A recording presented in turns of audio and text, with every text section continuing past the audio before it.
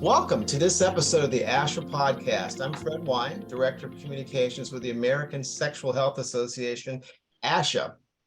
And our topic today is men, healthy relationships, and the new masculinity, which I'm not sure I know exactly what that is, but that's okay because we have somebody here who does. To help us think through how we can engage with men about relationships and sexual health, we're talking with licensed marriage and family therapist Crystal DeSantis. She's a psychotherapist, a sex educator, and she's written a book called Strong, a relationship field guide for the modern man. So I think, Crystal, you're the one we need to talk to. So thank you so much for taking time to chat with us today. My pleasure. Thank you for having me. Absolutely. So when I was doing a bit of research ahead of this, I was looking at your bio sketch and I saw this. Crystal's expertise in her counseling work has always been hyper-masculine men and the women who love them. So define that for me. Are we talking about Rambo and Mike Tyson, or what is hyper-masculinity exactly? Yeah, I mean, kind of. So there's an idea of what it means to be masculine that over the years has kind of ended up becoming almost like a caricature of what masculinity is. Like you said, kind of the Rambo, the over emphasis on physical strength, sometimes the overemphasis on stoicism, which is, kind of getting away from true stoicism, which is actually emotional self-mastery, but the idea of more emotional suppression, right? That real men, quote unquote, don't cry. Real men are physically, very robust, and that they're sexually almost like the player, right? They Right. come in, they swoop in, they, sweep a woman off her feet and then kiss her and then leave. Right away on his horse into the sunset. And so that idea of masculinity has kind of gotten codified into the American psyche over the last couple of decades. Yeah, that's a good point about this archetype of masculinity. It's not just about being ripped and punching somebody. It's also about, as you said, maybe a more stoic persona, maybe not being Mm-hmm. emotionally vulnerable, that kind of thing. Mm-hmm. So that's insightful. I knew you were the one I should talk to about this. There you go. Well, Um, and yeah. well, I do want to definitely, say that the work that I do is obviously built on a lot of men's work. Um, so there's a lot of men that have been doing research into masculinity. And my book kind of is based on their work of, anthropology, men's examination of masculine tropes, and all of that. And so I'm kind of taking it to the next level of what does that mean for relationships? Okay. So speaking of relationships, you talk about creating, quote, healthy relationships in a way that is empowering and inspiring rather than blaming and shaming. So are you talking about what I would think of as classic male bashing there? What do you mean there by blaming and shaming? Yeah. So what I saw, and again, so one of the things that I think maybe is important for me to share is that I did not grow up in America. So I grew up in a different culture. And so when I moved here, one of the things I saw was that, there's a real polarization of gender tropes in America. And, of course, there are lots of different gender dynamics throughout the world. But one of the things I saw was that, you know, it, men had kind of two options. Either they could be the hero or they could be the villain. And the hero is obviously much more attractive. Or there was the other option, which Robert Glover talks about in his book, which is the nice guy. So the guy that then says, you know what, I'm going to just say I don't matter at all. My needs don't matter. Whatever I can do to make my partner happy, even if that means sacrificing myself, I'll do it because I don't want to be, I'm not going to pretend to be the hero, right? I'm not going to try to be that guy, but I don't want to be the villain. So I'll be the nice guy. And so Yeah. that's, yeah. Okay, and I'm curious if you have any thoughts about like what does all of this do to the mental health and self-image of boys and young men? I mean, it's almost like they have to choose from pretty rigid, pathways. I mean, Mm-hmm. what do you think about that? I mean, that's really where I see the damage, right? And so, Tony Porter, he wrote this book called The Man Box, which he talks about that like boys are given the choice between which box do you want to go into, and that there's, specific parameters for each box, but no box allows them to be fully human. And that is really where I think where I saw a lot of the hindrance of men's own accessibility to their emotions, to their full humanity, to their ability to express themselves fully, because they were always cognizant of the confines of the masculine box that they were in. And that, yeah. Okay, so I'm going to go off script for a question, if you'll allow me to. Mm-hmm. So what do we do to support men to rectify that or help them explore more options? I mean, as therapists, how do you help your male clients? I mean, a big part of this is, I think, not to put it too strongly or too lightly, but I'm really loving seeing a lot more conversation among men about the need for more emotional intelligence. Not just to be more attractive to women, but also for their own sake, right? Like we talk about the rates of male depression, the rates of male suicide, the inability for men to necessarily, to really, let me rephrase that. The inability for men to feel fully connected to their fathers or their children or their spouses. All of that, I'm hearing a movement of men starting to say, like, we need men to be able to embrace their full humanity. And I think that's where, as therapists, making therapy more accessible to men is going to be where I think we come in a lot.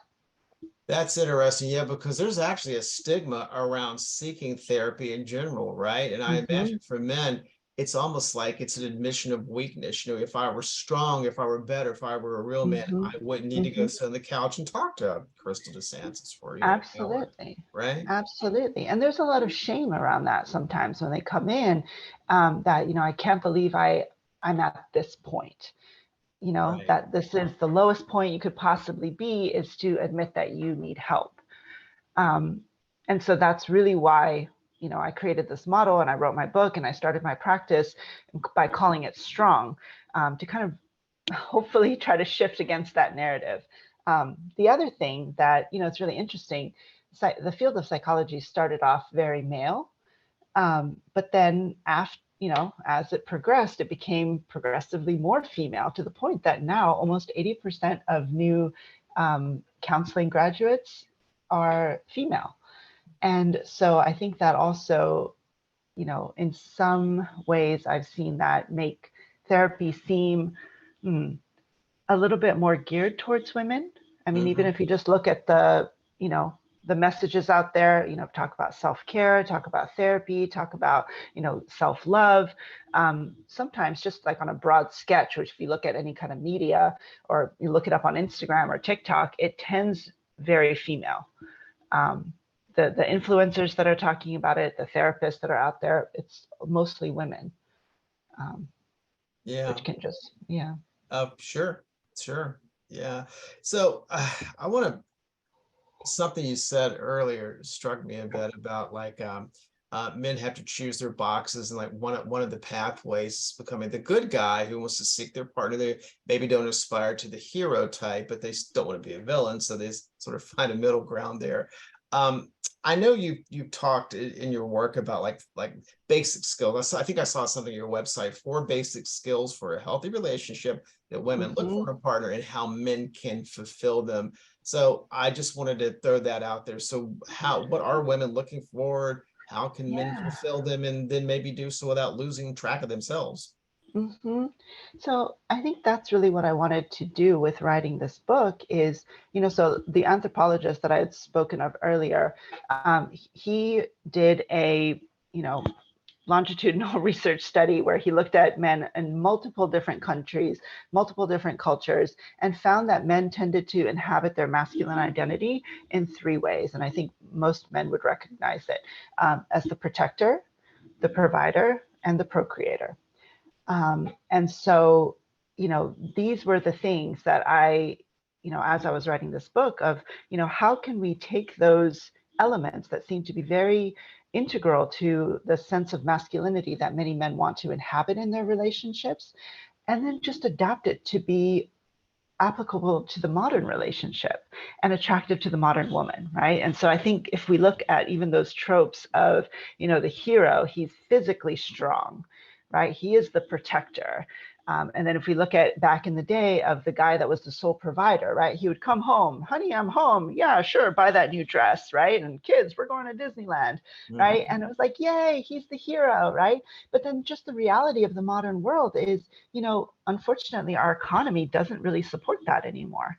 And the men that were the sole providers were finding themselves kind of working themselves to the bone in jobs that weren't necessarily fulfilling. Right. And so it wasn't back in the day where you had a career where you could find your identity as like, I am the sole provider and I do a job that I'm like, it's my career. I work there for decades until I retire with full honors. Instead, it's guys just trying to make ends meet and trying to fulfill the role of sole provider.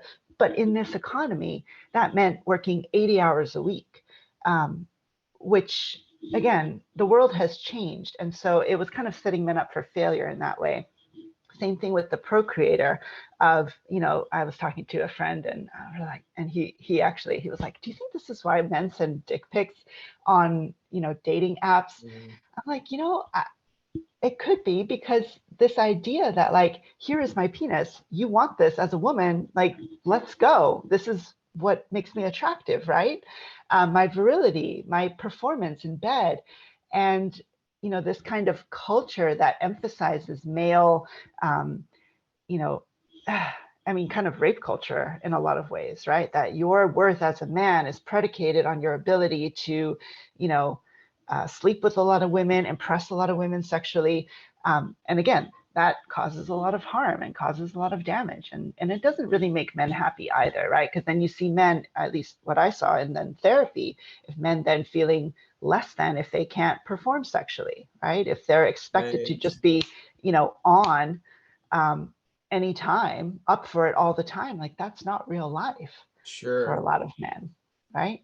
Yeah, exactly. And as I was listening to you, I think of all the articles I see pop up in my news feeds about porn and how porn's affecting young men and porn addiction and all that. And I don't know, it's hard for me. So I have a lot of expertise in that area. So it's hard for me to separate really what's true from what's not. But I'm curious what you think about that. I mean, does porn feed into this thing of like these like unrealistic outsized expectations and just the distorting Absolutely. aspects? Yeah. Absolutely. I mean, porn is just so performative, right? And this idea that this is what this is peak male sexuality. The guy that is always hard, that can perform for like, I don't know, a full hour, satisfy Sure. multiple different women, be Yeah. very athletic in the way that he satisfies. It sets men up again for this idea of, um, your performance is who you are. And if you can't perform, if you can't protect your partner, right, if you're not willing to, I don't know, beat up every guy at the bar who looks at your woman, if you cannot be a sole provider and give the wife, the house that she wants or take the kids to Disneyland, Right. and you can't go at it for 45 minutes at a time, then you're a loser. And all of that does tons of damage to the male psyche. It's completely it's a losing proposition. It does not work. Um, Let yeah. me let me ask you about mid and same-sex relationships. We've been talking basically about heterosexual relationships, but what Mm-hmm. about gay and bisexual men? And I guess even a larger conversation would be around transgender men. I'm just Mm-hmm. curious, how does any of this apply to them? Any differences? What are you seeing out there? I see I see actually a lot of hypermasculinity in the gay culture, because then it's two men, and one of the things that also that men are socialized to do with other men is compete. And so, in the what I've seen in some gay couples is it becomes all about maybe they start a business together, or they compete with who's bringing home, the bigger salary, or they with their bodies, they kind of compete as to who has the lower body fat, who can, and so that is where I sometimes see it almost become, yeah, that hyper masculinity in that way. And do you think it's fair to say that gay men may actually have it tougher in some ways because we talked about all the stuff that men in general deal with, and it's hard to go to therapy. But then on top of that, gay men have to still deal with the fact that society isn't always accepting or welcoming of the fact that you're Hmm. gay men, right? Hmm. Yeah, it Like a is. triple whammy, Absolutely. Absolutely. And trans men is, it's even harder. right? Um, so I think, yeah, there's a lot. Yeah. I mean, what I will say is I've seen, and again, I live in Austin, which is, its own unique space. Um, but I've seen more gay men access therapy, and trans men be open to accessing therapy, compared to heterosexual, Mm. cisgender, straight men. Which again, so that's just another unique little thing is, yeah. Yeah, and this is a good reminder, just as I'm listening to you there, to think about the diversity that exists among each demographic. You just can't talk about men in general. There's a Hmm. lot of nuances there around gender ID and sexual orientation, all this kind of stuff that you really have to sort of tailor the approach Hmm. to each guy. Yeah, that's Hmm. those are some good insights. Thank you for all of that. Let me ask you sort of a bonus question. Hmm. So, and this is towards women. So, do straight cis women, women who are biologically assigned female gender at birth and Hmm. identify as a Hmm. woman, as we probably traditionally think of them, if that's okay to Hmm. say, do they still want the fairy tale relationship in the wedding, or is that just passe now? I mean, is there a market for a modern day Prince Charming, or does that just feed into all these tropes and stereotypes? So I think this is definitely where, there is an interplay here, right? Because what I will say is there are lots of cisgender women, who are heterosexual that still want masculine men. And I think that's also where women need a reckoning of being able to recognize what what that can look like now versus once again setting up men for failure. Because what I guess if I'm going to be really honest, what I would say is healthy women don't necessarily look for that anymore. Women that are still maybe objectifying men in a certain way and expect to be objectified in return do look for Mm, that. that's a fascinating concept. Women who objectify men and then in turn expect or just accept as normal that they will be objectified. I never thought about that. Just the interplay back and forth. Yeah, One kind of feeds off the other, maybe. Okay. yeah. So I would say So, women that are mhm. healthier, or more, I guess, self-aware or want something different. And that's where I broke it down into those four S's that men can embody and that women can also support in Okay. a healthy relationship.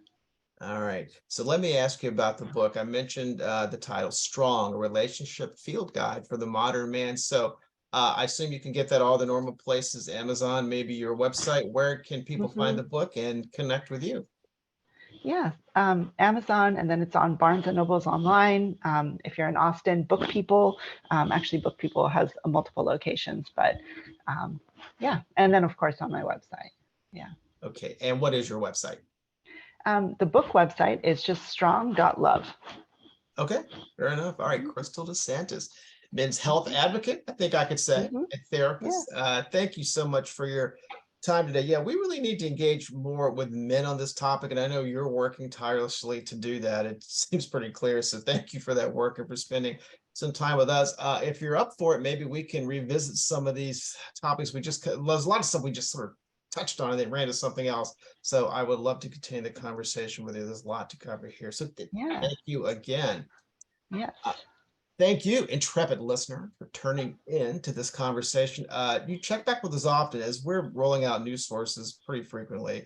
Also, send feedback, including ideas for future podcast episodes, to info@ashasexualhealth.org. All this, along with connections to Crystal, will be in the show notes. So until next time, take care, everybody.